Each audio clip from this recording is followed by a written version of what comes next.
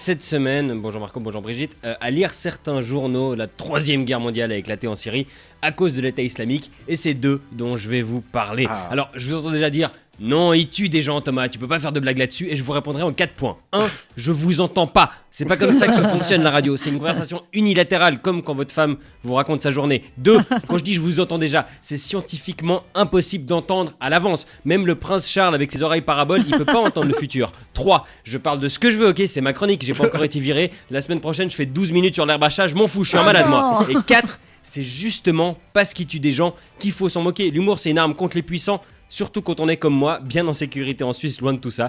C'est beaucoup plus facile d'avoir des couilles quand personne menace de les couper. Puis je risque rien, les djihadistes, ils écoutent pas OneFM. Enfin, peut-être qu'ils en entendent quelques bribes de temps en temps parce que c'est la station qu'ils mettent pour torturer les otages. Alors, ils ont plusieurs noms, hein. État islamique, ISIS, ISIL, Daesh. C'est comme Puff Daddy, on sait pas très bien quel nom on doit utiliser. Alors eux, ils aiment pas Daesh parce qu'apparemment c'est dérogatoire, donc je vais utiliser ça. Au début, Daesh ils sont associés à d'autres groupes plus grands et plus connus pour un peu se faire connaître avant de les lâcher. On appelle ça la stratégie Carla Bruni. À un moment donné, c'était la division irakienne d'Al-Qaïda avant d'entamer une carrière solo. Maintenant, ils les ont dépassés. C'est un spin-off qui marche mieux que la maison mère. C'est le Nespresso du terrorisme. Et comme les capsules à 8 balles, les 3 millilitres, c'est une grosse arnaque Daesh. Leur objectif de base, c'était de créer un État islamique en Irak. Après, ça inclut la Syrie. Et maintenant, c'est plus trop ce qu'ils veulent faire. Récemment, ils ont tué un Japonais et un Italien au Bangladesh. Donc même eux, ils sont complètement paumés. Ils disent vouloir créer un califat mondial. Mais ils en sont loin, hein. Pour l'instant, le seul califat actif partout dans le monde, c'est Wiz. Khalifa, le rappeur avec l'État. Ouais, c'est pas grave. Et leur façon de faire pour créer un État, au lieu de faire comme en Catalogne ou au Québec, de faire voter le peuple, de créer un parti, de convaincre les gens avec des arguments, que dalle, Daesh, ils ont pas le temps. Ils ont pris un 4x4, des flingues, ils ont demandé à un enfant de 8 ans de faire un drapeau en noir-blanc sur Paint, et leur programme politique c'est soit t'es avec nous, soit t'es mort. Et comme slogan, c'est encore plus efficace que le changement c'est maintenant ou même les étrangers dehors, parce qu'ils ont vite gagné beaucoup de territoire. Bon. C'était surtout du désert où personne voulait habiter de toute façon. Bravo les mecs, vous avez colonisé Tatooine. Mais eux, ils ont l'air super contents, hein. Ils peuvent faire des courses de 4x4 et tirer sur des chameaux. Ouais, je crois pas qu'il y a des chameaux avec des dromadaires là-bas. Bon, le mytho, le mec. Ah oui. Et puis je crois que derrière tout ça, il y a une idéologie religieuse, mais j'ai pas très bien compris le rapport entre l'islam et Daesh, mais je crois que eux non plus.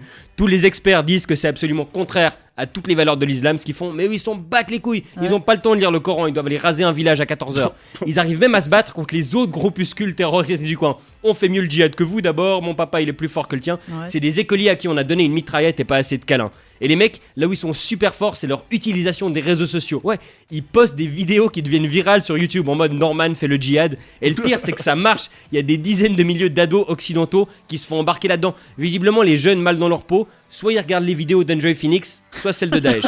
Oui, attends, je m'attaque à Enjoy Phoenix, je prends le risque d'avoir des centaines de nanas prépubères qui m'écrivent pour m'insulter, mais j'aime ça, c'est mon côté Jean-Luc Lahaye. Mais ça marche, hein, y a plein de jeunes qui vont en Syrie. Moi, à leur âge, quand je voulais me défouler, je jouais à Counter-Strike. Si je me sentais seul, j'allais sur Caramel, pas à Mossoul. Bon, souvent, c'est un peu des gens qui ont raté leur vie, qui partent là-bas. Genre, il y a un anglais qui est surnommé Jihadi John, je sais pas si vous le connaissez, c'est un ancien rappeur qui a rejoint l'ISIS parce que sa carrière marchait pas. Je comprends enfin pourquoi les gens achètent des albums de Maître Gims. Merci de vous sacrifier, les gars. Et une fois sur place, au début, les mecs, ils sont tout contents, hein. Ils tweetent avec la géolocalisation activée, ils postent des selfies sur Facebook et Instagram. Putain, les gars, un peu de sérieux, respectez-vous, vous faites le djihad, pas une color run, quoi. Puis au bout d'un moment, ils déchantent, hein. Apparemment, dormir à même le sable et décapiter des journalistes, c'est vite lassant. Oui, ils font beaucoup ça, Daesh. Ils se sont payés la tête de plus de journalistes que Vincent Bolloré. Et ils pètent des temples antiques aussi, hein. Ils défoncent des maisons contenues des millénaires alors qu'eux, ils dorment dans des tentes. Je crois que ça les énerve que les Mésopotamiens d'il y a 3000 ans étaient plus évolués qu'eux. Fleur Pellerin, la ministre de la Culture française, elle veut rapatrier les biens culturels pour les protéger, comme au Louvre ou au British Museum, sauf que cette fois-ci, on demanderait l'autorisation avant de tout piquer. Mais ces temps-ci, le buzz de Daesh s'essouffle. À cause des bombardements, ils n'arrivent plus à accéder à leur fric. Il y a plein de djihadistes qui désertent car le salaire a été divisé par 5 et ça on en parle très peu. Quand on voit comment les employés d'Air France réagissent au plan d'économie, j'aimerais pas être le type qui va annoncer une baisse de salaire à des psychopathes avec des lance-roquettes. En même temps chez Daesh, ils ont un avantage par rapport aux grandes entreprises. Quand il s'agit de réduire les frais de personnel, ils ont qu'à augmenter les attentats suicides.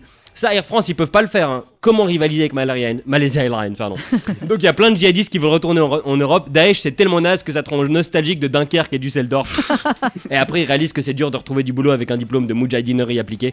De toute façon, Marco, Brigitte, faire le djihad, c'est has-been. Je veux dire, c'est tellement 2008. Il y a 15 ans, ils détruisaient 2 des plus grosses tours du monde. Là, ils détruisent des ruines au bulldozer. D'ici 6 mois, ils s'attaquent à des châteaux de sable avec un râteau en plastique. On va quand même pas laisser ces tocards nous entraîner dans une 3ème guerre mondiale. Moi, je suis pas politologue, théologue, ni même très bien renseigné ou intelligent, mais j'ai bon espoir que tout ça sera bientôt fini. Parce que la plupart des types qui nous ont rejoints, ils sont super jeunes. Et à cet âge-là, même quand ils sont à fond dans un truc, ils passent super vite à autre chose, on n'en entend plus jamais parler, il y a qu'à voir la tectonique. Donc je me réjouis que Daesh ne soit plus qu'un mauvais souvenir, comme Billy Crawford dans le semaine. Bravo.